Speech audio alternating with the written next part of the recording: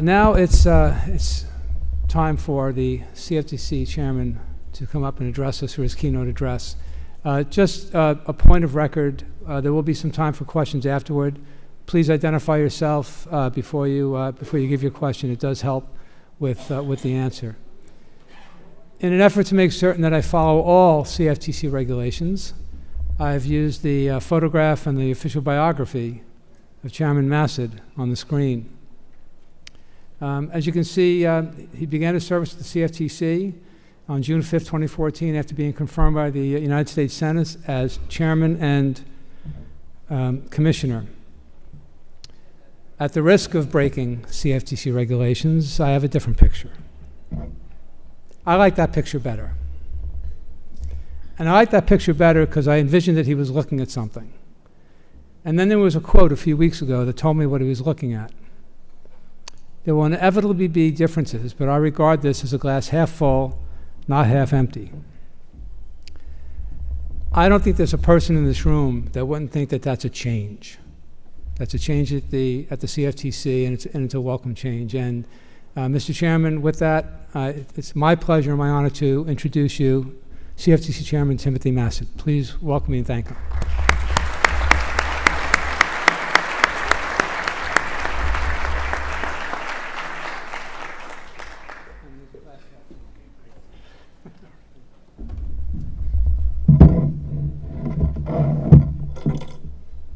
I'm told my glass half full of water is right here in case I need it. Thank you for inviting me today, and I want to thank Chris for that very kind introduction. I am very pleased to have the opportunity to speak with you. I also want to acknowledge and thank the Wholesale Market Brokers Association and its members with respect to the work of the CFTC. I appreciate your input on all of the issues that we face, and we look forward to continuing to work with you. Now, today I want to discuss some of the issues facing the Commission. Before I do that, I just want to note one thing that you may have seen this morning. This morning we announced our orders to 5 banks to pay about $1.5 billion in penalties for attempted manipulation of the foreign exchange benchmark rates. And I just want to underscore the importance of this. We are very focused, as I've always said from my confirmation hearing on robust enforcement. There is, I think, nothing more important to restoring the integrity of our markets. And I believe that's very beneficial to the work that all of you are doing in terms of trying to foster a healthy, competitive trading environment. So, in terms of some of the issues facing us, let me tell you how I approach these first by telling you a little bit about what shapes my perspective. And it's really kind of 2 sets of experiences. One is, obviously prior to this, I was at Treasury for 5 years overseeing the TARP program. And helping the nation recover from the worst financial crisis since the Great Depression makes it easy to remember why we are implementing these reforms in the first place. And we must all never forget the true cost of that crisis, which is the millions of jobs lost, the millions of homes foreclosed, college educations deferred, retirements deferred, businesses shuttered. My perspective is also shaped by the 25 years I spent in private practice prior to going to Treasury, and I worked on all sorts of transactions all over the world.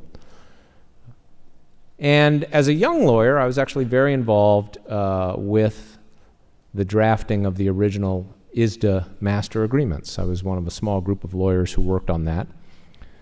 Bob Pickle and I were actually fellow associates together. Probably neither of us thought we'd be doing swaps 30 years later. But you know, the experience then, obviously, it was kind of the first exercise in cross-border harmonization. So because we had a US form and a UK form, and we tried to get those as close as possible, and we succeeded. And eventually, of course, there was just one form. But the point of this is that from that experience and from continuing to advise businesses on derivatives matters, I appreciate the importance of these markets to a wide variety of businesses around the world. So let me turn now to where are we in implementing this regulatory framework that Congress created to bring the OTC derivatives market out of the shadows. And, there were really 4 basic commitments embodied in the Dodd-Frank Act and that the G20 nations agreed to. And I think we've made substantial progress on all of them. The first is clearing of standardized transactions. Clearing is now required, as you know, for most interest rate and credit default swaps. And roughly 75% of outstanding transactions, measured by notional value, are now being cleared versus, according to industry estimates, about 16% in December of 2007. Second, increased oversight of major market players. Today we have 105 swap dealers and 2 major swap participants provisionally registered, and we require them to observe strong risk management practices and business conduct standards. The third is regular reporting for increased market transparency. We now have 4 SDRs provisionally registered that are collecting and disseminating market data. Now, this is a work in progress, as with all of these areas. There is still much to do in terms of data harmonization and collection. But we have much more information today, not just we as regulators, but the public, in terms of this marketplace, which enables more competition and better oversight. And finally, the fourth area is transparent trading of swaps on regulated platforms. And that's the area I want to focus on today. Now, before going further, in terms of the progress we've made, I just want to thank the CFTC's hardworking staff, because it's really their dedication to implementing the law under incredible pressure and time deadlines that has really gotten us to where we are today. And I also want to thank former Chairman Gensler. I think the staff and his dedication was really been responsible for where we are. So, in terms of trading of swaps, I think we've made a lot of progress. We now have, as you know, 24 swap execution facilities. Trading volumes are increasing. And through the summer, notional value executed on SEFs was generally in excess of 1.5 trillion weekly. We've seen increases recently. Based on trading data collected by Claris Financial, total notional traded volume on SEFs is up 49% in October versus February of this year. CDS SEF activity has increased over 100% over that time period. Now, one SEF recently confirmed that it had exceeded 700 buy-side firms as participants. Now, there are ups and downs month to month, but I think the general trend is good. It indicates that the process of operationalizing this trading framework is moving forward. That is no small task. Establishing the new platforms, developing the new workflows, creating the administrative infrastructure, testing and refining to make sure things work smoothly, take time, effort, and resources. And the increase in SEF trading means that the benefits envisioned under the law are beginning to be realized. A primary purpose of the trade execution requirement was to provide greater price transparency. This can bring better pricing to market participants and better information to the public at large. In addition, trading on regulated platforms can bring greater integrity to the trading process, as well as facilitate straight-through processing. There is, of course, more to do. And as with any new market, there are issues, and there has been and will continue to be discussion, sometimes debate, among market participants as to how best to develop these platforms. The views on what the CFTC should do are quite varied. I've met with many of the SEFs, many market participants, in my 4.5 months in office.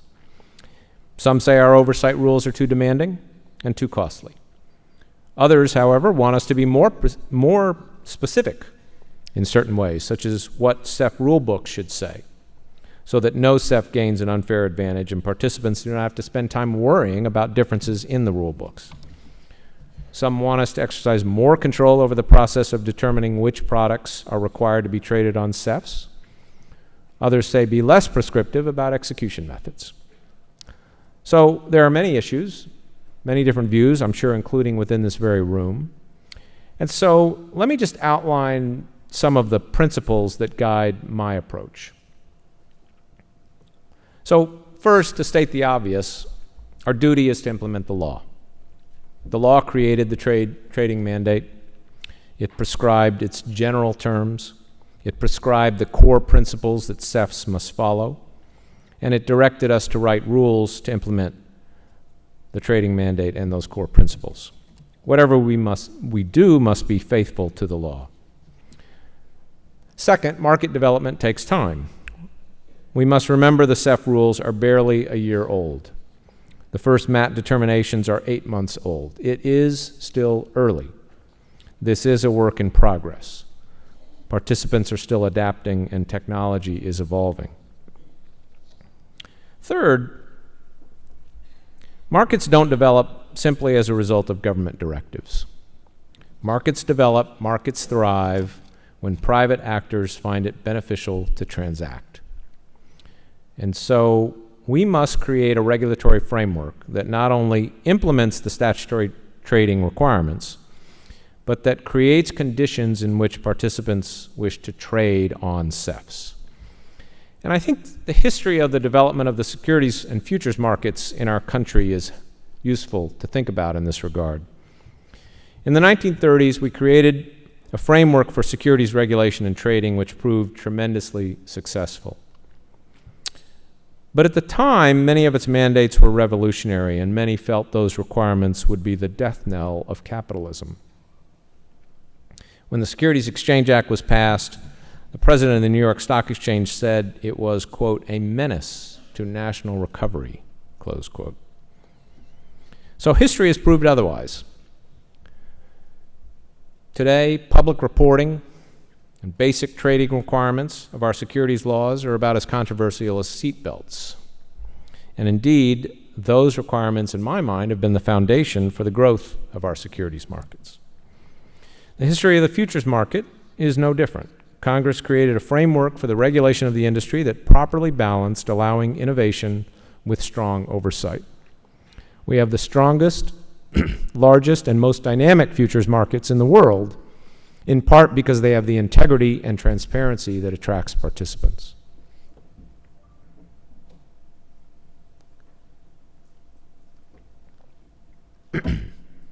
So my goal is to build a regulatory framework that not only meets the congressional mandate of bringing this market out of the shadows, but which creates the foundation for the market to thrive. That regulatory framework must ensure transparency, integrity, and oversight, and at the same time permit innovation, freedom, and competition. In particular, in this day and age, and with these products, we recognize the power of technological development. Our rules should encourage it. In short, this should be a situation where if you build it, and the you is many of you, they will come. So let me touch on some of the issues we are looking at in a couple of areas, and then I'll be happy to take any questions you have. Let me talk about maybe 3 categories: general oversight, products, and methods of execution. So in regard to oversight, we want to make sure there is strong oversight because it promotes integrity and therefore confidence by participants.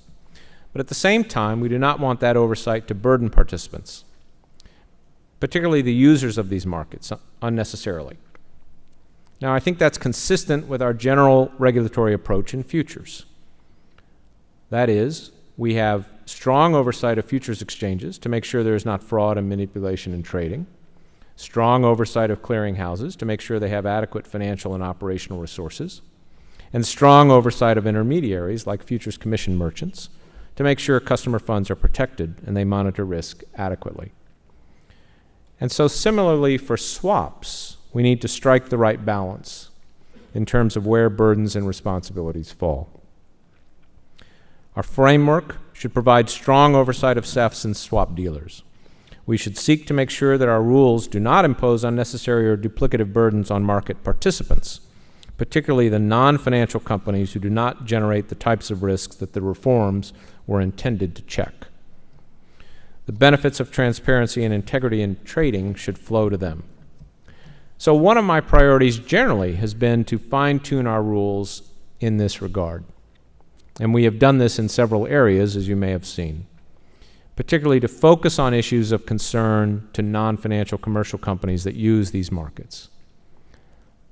And so, for example, last week, we proposed changes to Rule 135 on record keeping. And this, in particular, will benefit SEF trading because it applies to SEF participants who are not otherwise registered with the agency. They will not have to keep text, and we are reducing the burdens with respect to records being searchable. In addition, in response to feedback from WMBAA and others, we have sought to be flexible with respect to some of the oversight rules that we require of SEFs. Let me turn to a second category, products. Now here, packages have been an area of concern recently. Of course, packages might more accurately be thought of as strategies rather than products, because they involve multiple products. But whatever name you use, there is no doubt that different types of packages introduce significant complexities as we look to bring them into the SEF and DCM framework. And therefore, since the time of the first MAT determinations earlier this year, the Commission has been working with market participants to figure out how to deal with packages in which one leg is a MAT swap. To enable that process, we issued no action relief earlier this year.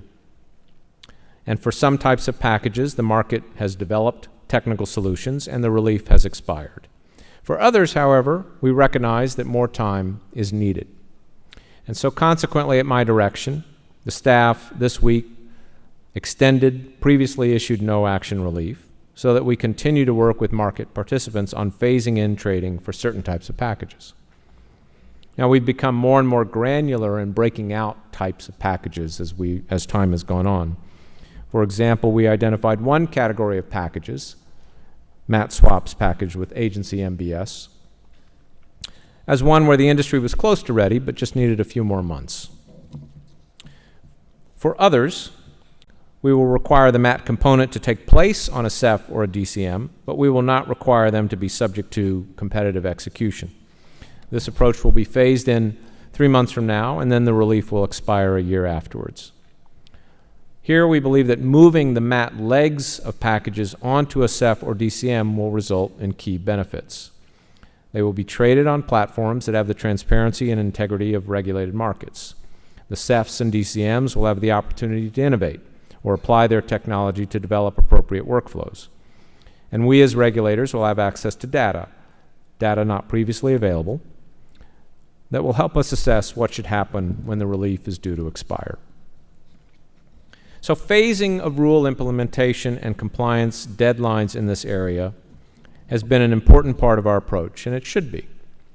Phasing provides market participants the necessary time to develop operational procedures and safeguards, and to transition smoothly to the new framework without unnecessary disruption or costs. Now, of course, in some areas, phasing isn't appropriate. It simply allows practices to persist that should be changed. But in this case, it can be a very important tool. Another issue regarding products is the made available for trade or MAT process itself, by which a type of swap can become required to be traded on a SEF or DCM. Now, as you know, the initiative rests with the market. Any SEF can propose a MAT determination to the Commission. This was modeled after the process followed for product innovation in other financial markets, including the futures market.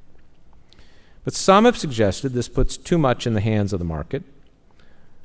The CFTC instead should decide which products, or at least when a product, should be subject to a MAT determination.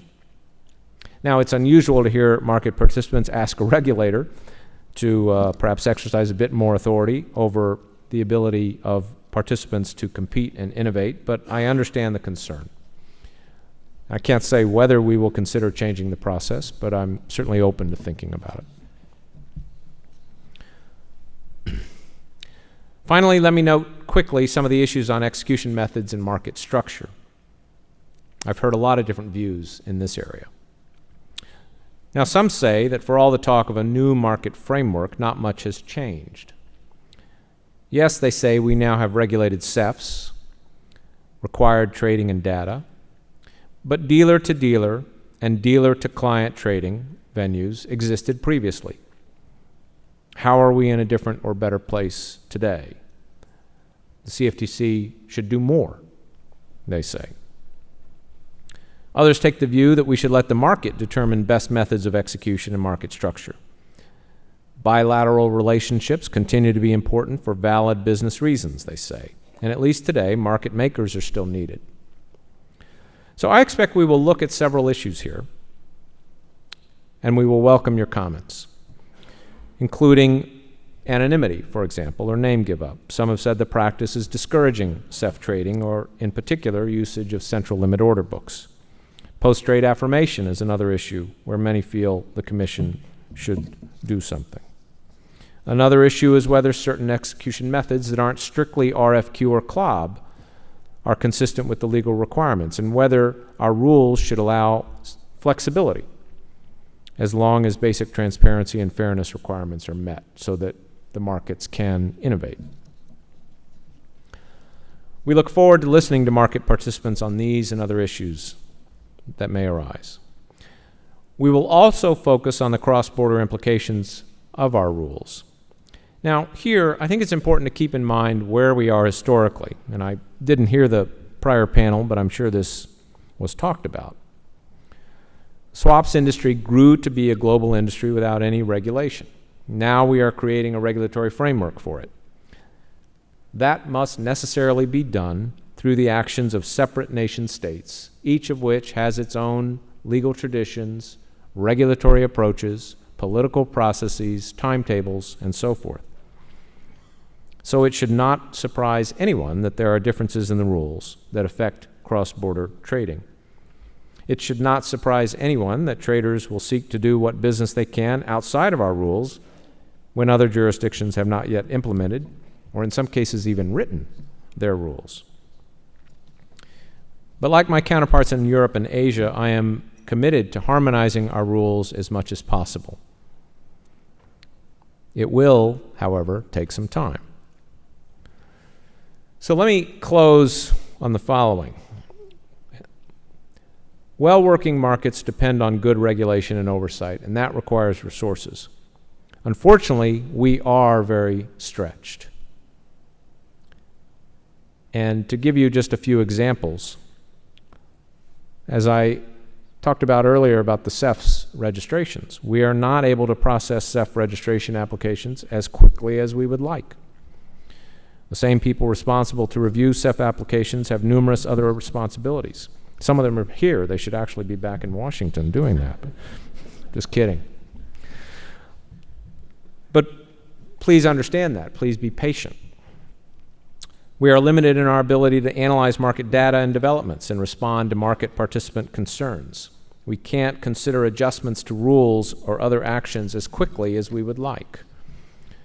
The number and depth of our examinations of clearinghouses and exchanges and other intermediaries is reduced, potentially leaving risks unaddressed. We are limited in our ability to address emerging concerns such as cybersecurity and business continuity recovery. And we do not have sufficient resources for surveillance and enforcement. And the simple fact is that without additional resources, our markets cannot be as well supervised, and participants cannot be as well protected, and market transparency and efficiency cannot be as fully achieved. The United States has the best financial markets in the world. They have been a significant engine of our economic growth and prosperity. I intend to do everything I can to further that tradition. Good regulation is necessary to keep them that way. And as with any significant reform effort, there will be issues to work through. I look forward to working with you as we move forward. So let me again thank you for inviting me, and I look forward to your questions.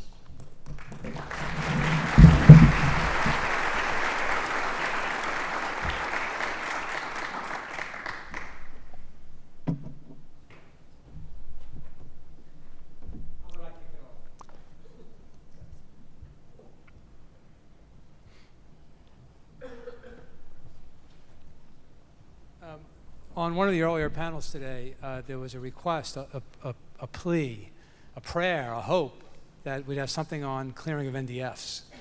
I know there might not be an actual timetable, but there was clearly a stance that helped get SEF trading going in rates. There are platforms out there. Any sense of clearing mandates for NDFs? We haven't taken a view yet on that. We had a very good Global Markets Advisory Committee meeting that some of you may have attended or at least seen, where I think we got a lot of good input that we're digesting. And one of the things I think we are thinking about is the relationship of a clearing mandate there to trading implications. Obviously, we want to make sure the market is ready, but we appreciate the value in bringing more standardized products onto clearing. So we don't have a timetable, but it's certainly on our radar screen, and we're thinking about it.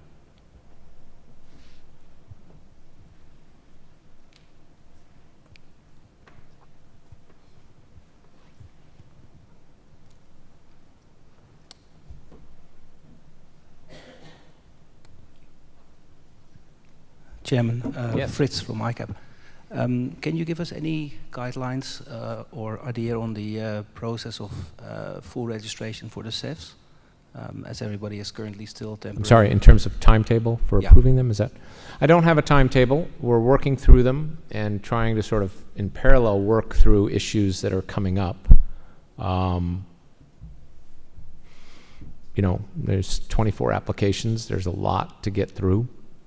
We are working as diligently as we can, but you know, I think we're hoping that that process doesn't in any way slow down the development of the market. That's why we're trying to address issues as we go along.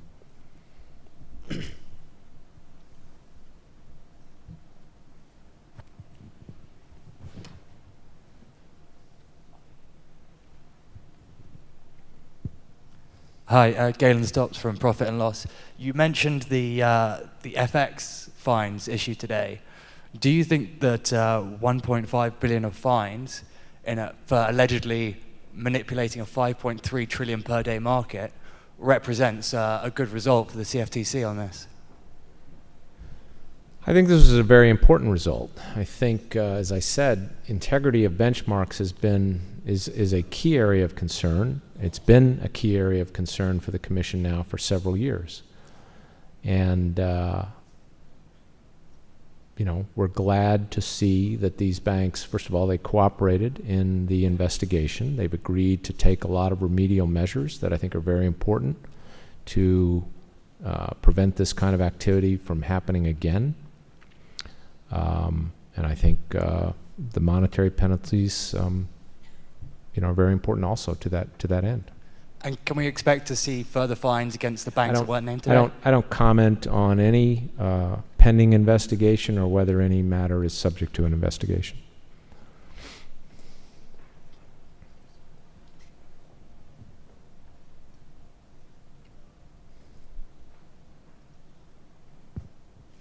Hi, Stephanie Russellcraft with Law 360.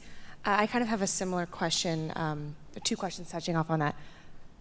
The Director of Enforcement mentioned in regards to the Forex settlement that the Commission could have investigated more but stopped due to limited resources. And the Commission has also indicated this week that it will be bringing more cases, administrative courts, that's also due to a lack of resources. How much do you think the Commission's enforcement efforts overall are being impacted by this lack of resources, and you know how? Well, again, as I said, I think all of our activities are stretched, or we're stretched across all of our activities. Our budget is less than what is spent to oversee auditors by the PCAOB. Our budget is less than what many single banks reportedly spend on cybersecurity. I think what Mr. Goldman, our enforcement director, said was accurate, that we obviously have to think about this. I don't think he said we stopped investigating because of lack of resources. Commission made a decision that given where we were and given the willingness of the banks to agree to the orders, that it was the right thing to do. Chairman Micah Green with Squire Yep. Patton Hey, Mike. Boggs. How are you? You just went through, and two of your colleagues went through a confirmation process, which I know most people have gone through it, would never wish upon an enemy. But really, it's a constructive thing, and you and the Commission have already been responsive to the needs on end user issues and other issues. Obviously, last week there was an election, and there's going to be new leadership in the Congress. As you look at the landscape that now you're dealing with, are there elements of the statute, which is a very long, complex statute, obviously written carefully, but nothing's perfect? Are there elements of the statute that you think you could work together with the Congress to try to clarify that might make your job as regulators easier? Well, I guess, Mike, I would say that with any reform as significant as this, there are going to be issues that at some point you go back and you change. But I think today, I'm very focused on just using the authority that we have. As far as the election results, at the same time, I'm very committed to working with both sides of the aisle. I think I'm off. I've had good conversations with a number of members on both sides. I think, for example, as you noted, the things we're doing in terms of the concerns of end users, I think find support on both sides of the aisle. So, I'm trying to approach my job from the standpoint of trying to figure out what the right thing is and to build good relationships and to listen to people, and I'll continue to do that.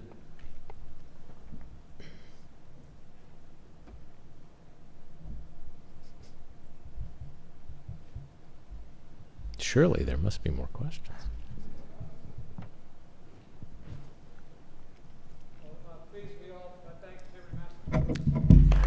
Thank you.